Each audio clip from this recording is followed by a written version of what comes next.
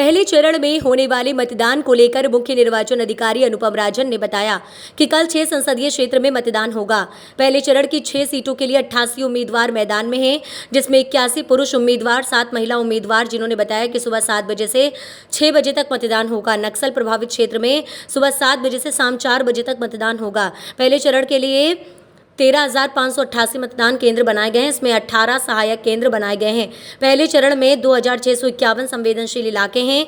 1,13,09,636 मतदाता पहले चरण में मतदान करेंगे। इसमें पुरुष 57,20,780, महिला 55,88,679 थर्ड जेंडर, 187 दिव्यांग, 14,20,010। राज्यों ने कहा कि गर्मी को देखते हुए पानी और छाया की व्यवस्था हो गई है। 85 के ऊपर वाले 46,663 और 100 साल के ऊपर के 771 लोग मतदान करेंगे। 18 से 19 साल के 34,42,044 मतदाता और 10,522 सर्विस वोटर मतदान करेंगे। पहले चरण के लिए एक एयर एम्बुलेंस और एक हेलीकॉप्टर की व्यवस्था की गई है।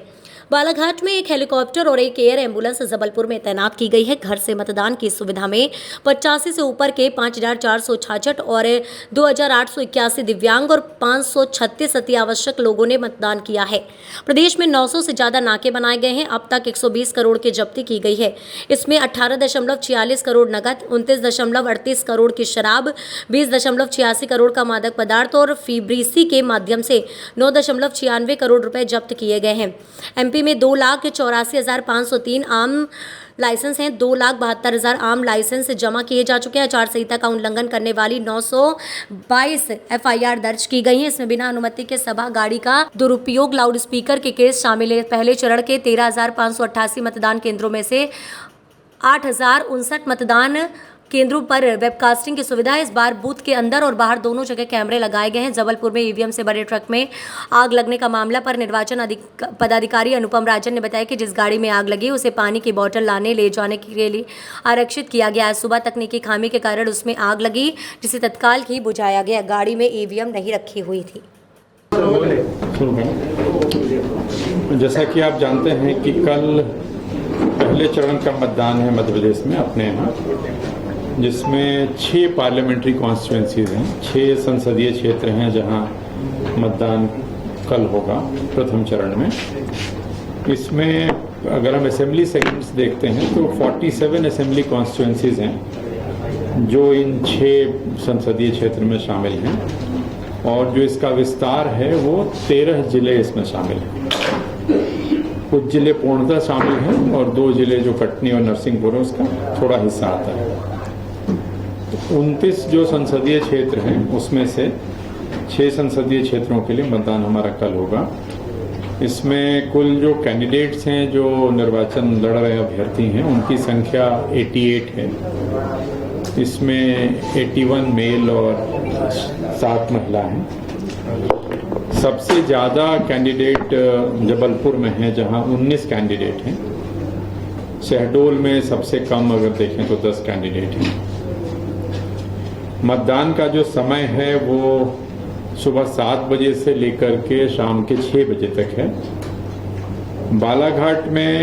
बालाघाट की 3 विधानसभा क्षेत्रों में लांझी, बैहर और परसवाड़ा, जो LWE के हम मानते हैं, जहाँ नक्सल प्रभावित क्षेत्र कहते हैं, वहाँ पे जो मतदान का समय है वो 7 बजे से लेकर के शाम के 4 बजे तक है, ताकि पोलिंग पार्टीज को समय रहते वो मुख्य सड़क पे आ जाएं या जिला मुख्यालय पे आ जाएं जहां उनको जाना है।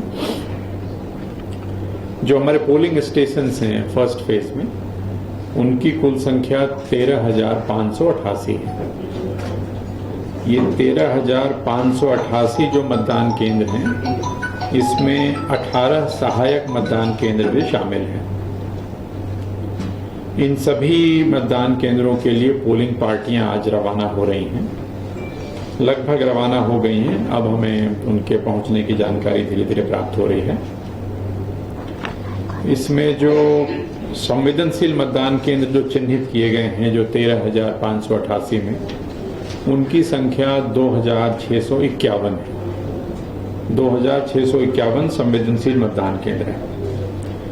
इस प्रथम चरण का जो मतदान कल होगा उसके लिए जो टोटल मतदाताओं की संख्या है वो 1,13,09,636 है।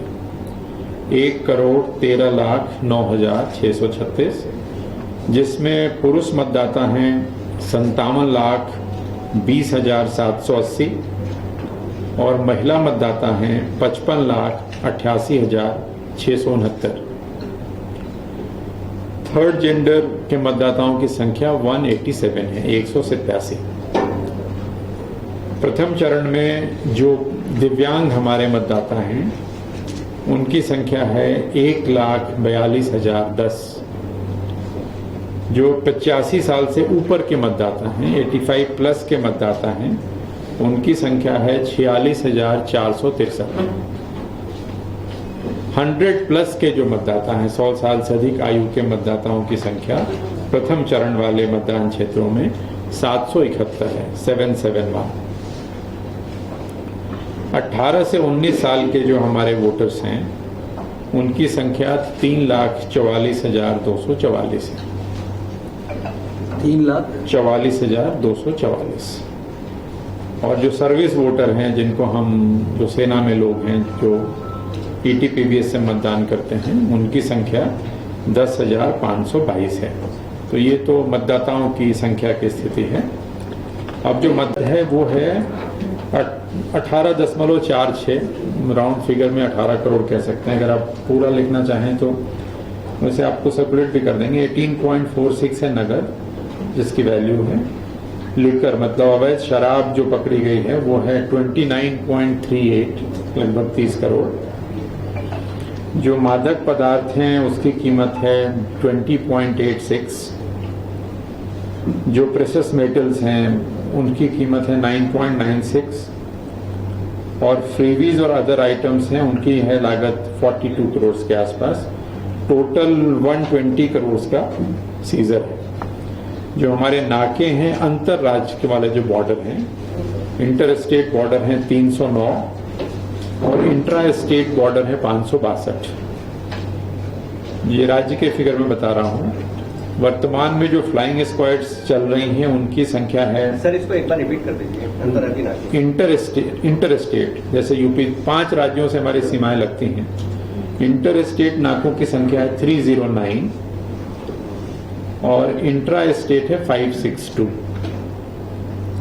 फ्लाइंग स्क्वाड है हमारे 793 और जो स्टैटिक सर्विलांस टीम होती है जो SST है वो है 912। तो इस तरह से ये सीजर की जानकारी है जो आपसे मैंने साझा करी। और टोटल जो आर्म्स लाइसेंस है हमारे यहाँ राज्य में वो है 2,84,503। 2,84,503 शस्त्र के विरुद्ध, शस्त्र धारकों के शस्त्र के विरुद्ध अभी तक जो हम लोग जमा करा चुके हैं वो है 2,72,937।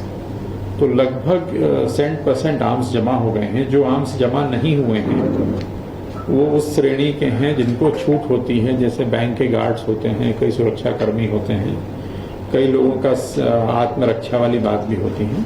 तो आर्म्स जमा कराने की कार्रवाई लगभग पूर्ण है। थोड़ी बहुत बची है, कुछ जिलों में 3rd या 4th फेज वाले होंगे, वहां भी चल रहा है।